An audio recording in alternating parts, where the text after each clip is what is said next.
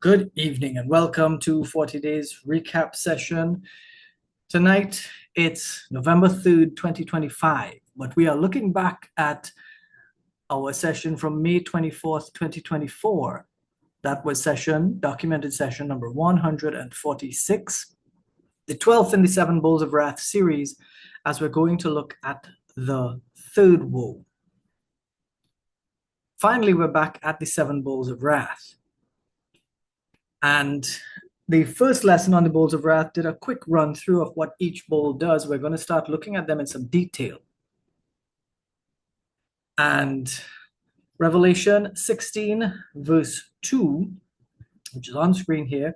So the first angel went and poured out his bowl on the earth, and harmful and painful sores came upon the people who bore the mark of the beast and worshipped its image. In the interlinear, we'll go to 16:2, because we'll take some stuff from here too. Here, the connection between the contents of the bowl and the earth is the preposition on. Where is it? Right here, ice. This word, ice. If we take a look at what ice means into, to, towards, for, or in order to.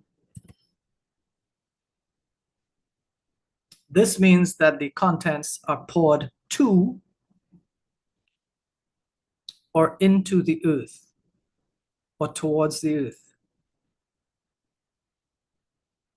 It indicates that it is a thorough pouring of wrath. And the sores will not be restricted to rich people or poor people or old people or young people. The only restriction on the sores is that they will hit or afflict people with the mark of the beast. So in Revelation 16:2, harmful and painful sores came upon the people who bore the mark of the beast and worshipped its image.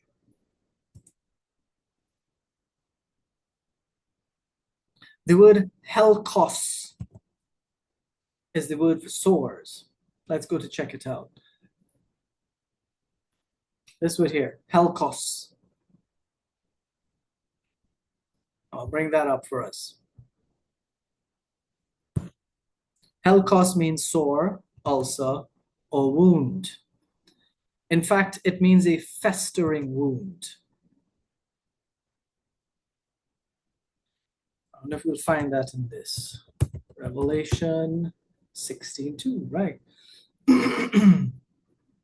A sore, an ulcer.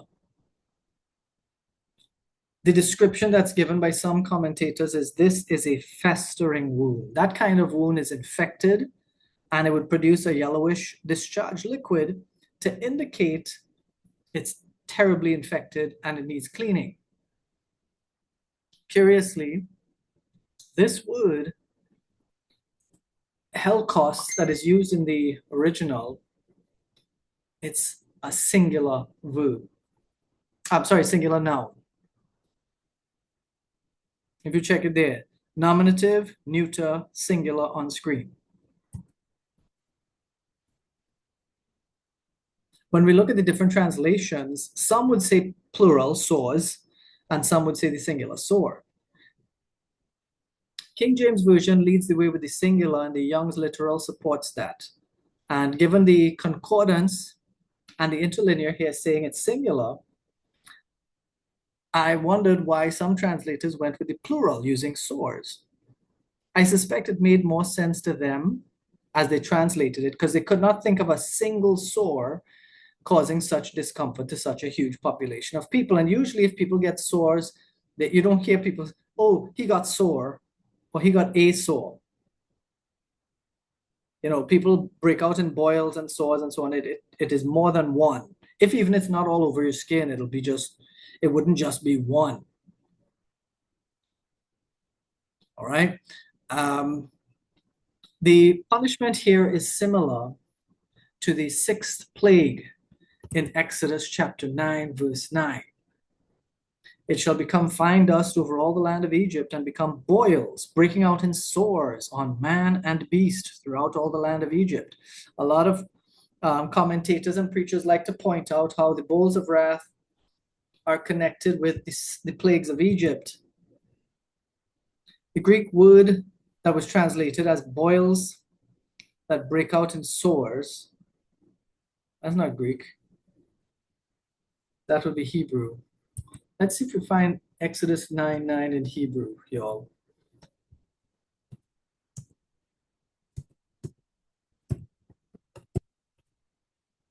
Exodus 9:9. And remember, with the Hebrew, we have to read backwards. Yeah, this is Hebrew. The words that we're looking at here, ababuat Horea Lishin. Check it out. Boils that break out in sores. Lishin, Porea, Ababua. Those words are transliterated as in sores that break out, in boils that break out. Boils that break out in sores. Boils that break out in sores.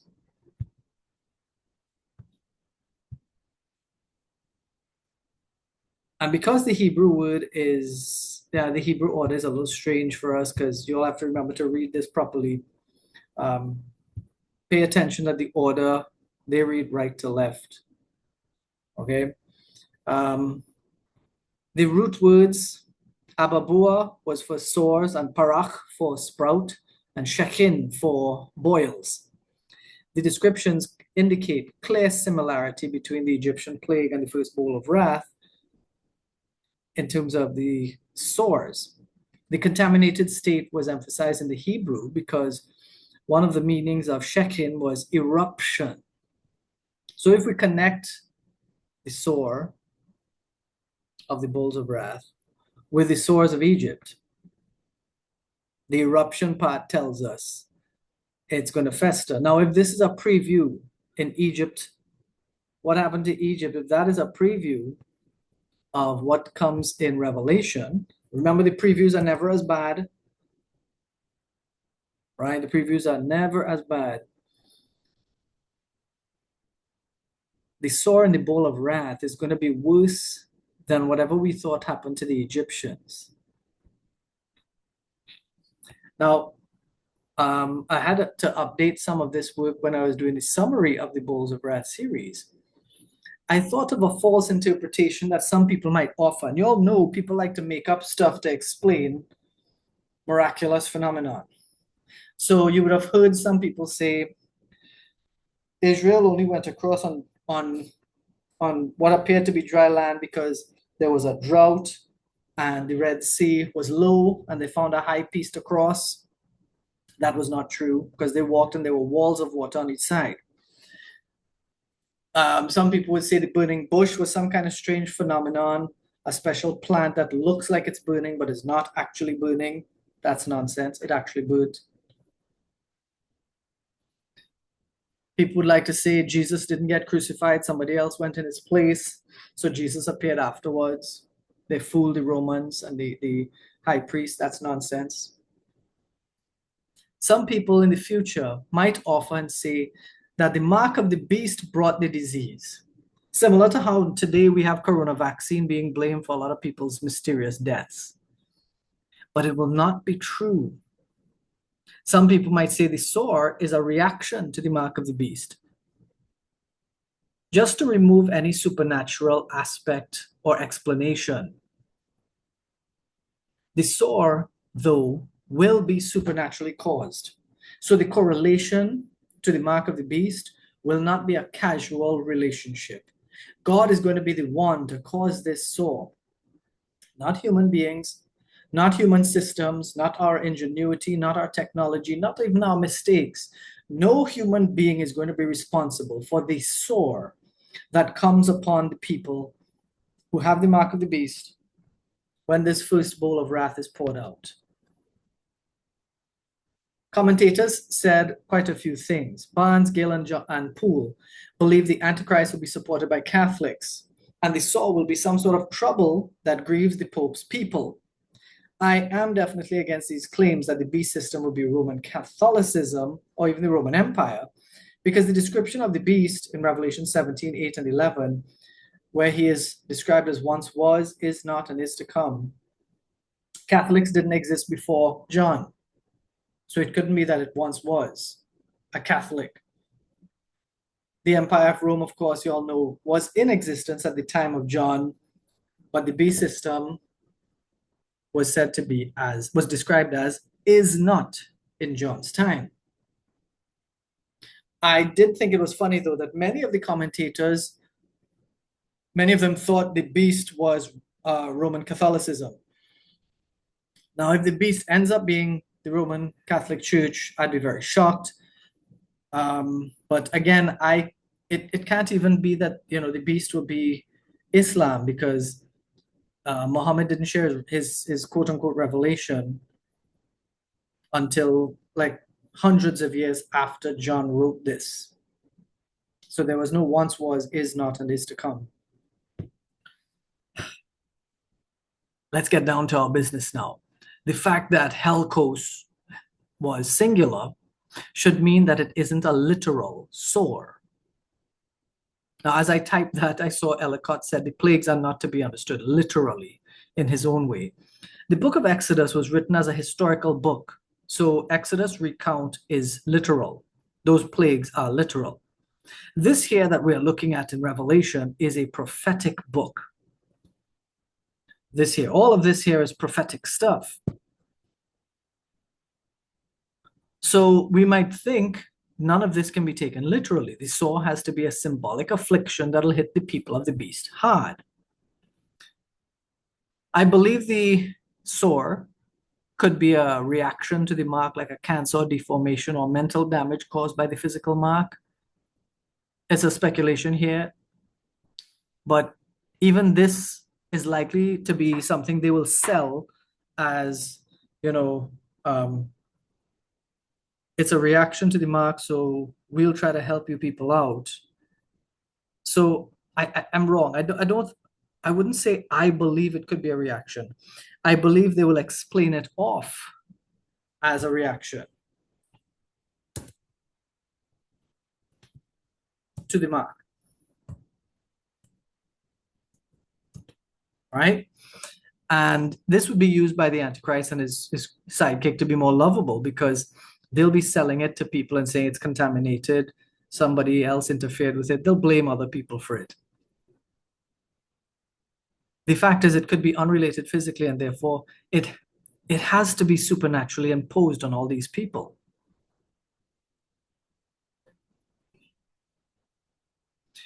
God chose to dish out some very obvious punishments on people for their stupidity, which people could have explained off as, just bad luck or whatever. Let's think of it like this. People did wrong in the Bible. And when they did, David lost a baby. Israel was split in two. Canaan, his grandson, was cursed by Noah. Abraham lost his wife twice. All of humanity is doomed to hell because we didn't believe God's express instructions.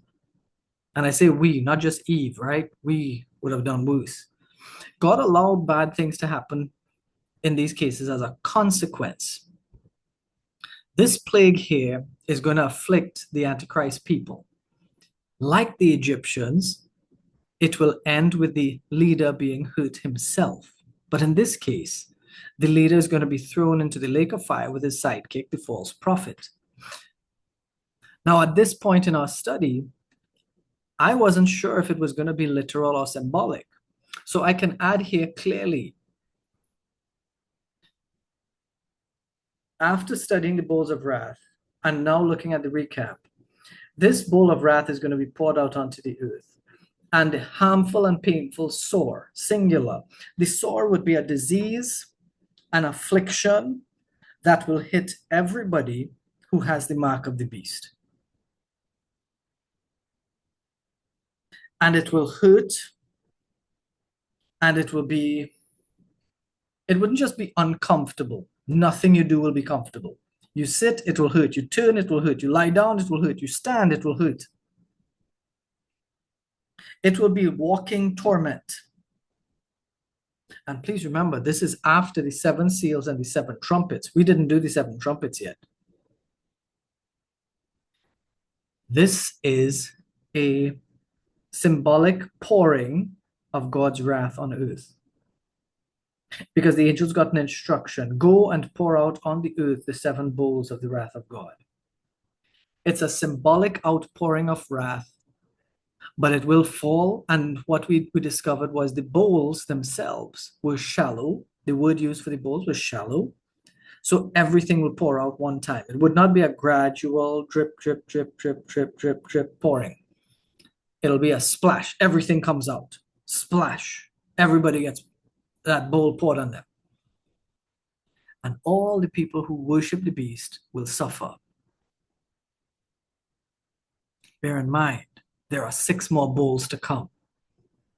This has to be instantaneous, vicious, inexplicable.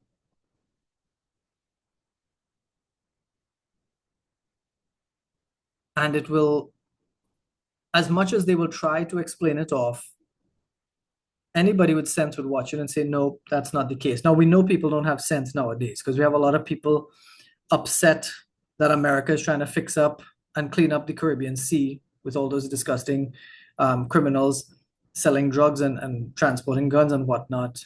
We have people upset because Trinidad is in a line of fire kind of danger. When in truth and in fact, if Trinidad stayed peaceful, we'd gradually get taken over. But they'd rather the slow takeover rather than an instantaneous correction. Unfortunately, sense is not something that is part of the world right now because people are being given over to a depraved mind. So they might be able to explain it off and say, well, this is something that we didn't cater for. Or they might blame one company and say they put something in the mark of the beast and they'll shut down that company and they'll fix it. They'll have a software update of some kind to fix it or whatever. Fortunately, those of us who serve the Lord, this will not afflict us if we're here. And there will be people here who serve God. If the rapture happened before this, most likely it will. Many groups believe the rapture would have happened before this. So most of God's people would have been gone. But there might still be people being converted because remember, the 144,000 be preaching and Israel is being nourished. So people are being converted. We'll continue the next time with our recap session where we look into the 2nd bowl of wrath in our 13th installment. This was number 146 from May 24th, 2024, our Bowls of Wrath series. The next one, we'll be looking at the 2nd bowl in our 13th session, as I said in this series. I'd like to thank everybody who's here sharing their time in live, sharing the time live, and those who are watching on Facebook and or YouTube, thank you very much for sharing your time as well. We'd like to invite you to our next time, and God willing, we'll be here to share that as well. Take care and goodbye.